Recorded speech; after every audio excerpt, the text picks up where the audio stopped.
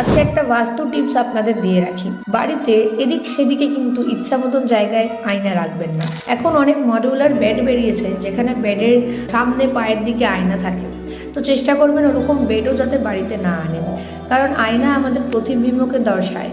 সেক্ষেত্রে আমাদের বিছানার সামনে যেখানে কিনা শুতে গিয়ে বসতে গিয়ে আমরা আয়নার সবসময় সম্মুখীন হচ্ছি, সেটা করলে কিন্তু প্রথম নেগেটিভ এনার্জি ঘরে আসতে সাহায্য করে। কারণ একটা মোক্ষম দরজা থাকে নেগেটিভ এনার্জিকে জায়গায় আনা বা আমাদের জগতে আনা। মোস্ট অফ দিস থিং হচ্ছে আয়না। দ্বিতীয় হচ্ছে আমাদের হেলথ কিন্তু ডিমোটিভেট হতে পারে সবসময় যদি আমরা ঘুম থেকে উঠে ফার্স্ট আয়নায় দর্শন করি সেটা।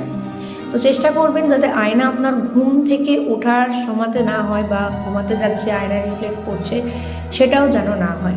কারণ এটি খুবই ভালো একটা টিপস যেটা খুব সহজে আপনি একটা আয়নার মাধ্যমে বাড়ির হেলথকে কিন্তু ঠিক করে রাখতে পারেন এবং আপনার আর্থিক দিক কিন্তু বা প্রাইভেট দিক কিন্তু যাতে ঠিকঠাক থাকে। কারণ নেগেটিভ এনার্জি কিন্তু বা আয়নার মারফতেই আপনার জগতে আসতে পারে। তাহলে কমেন্টে লিখতে ভুলবেন না কিন্তু আপনাদের আয়নাটা কোন দিকে রাখা আছে বাড়িতে।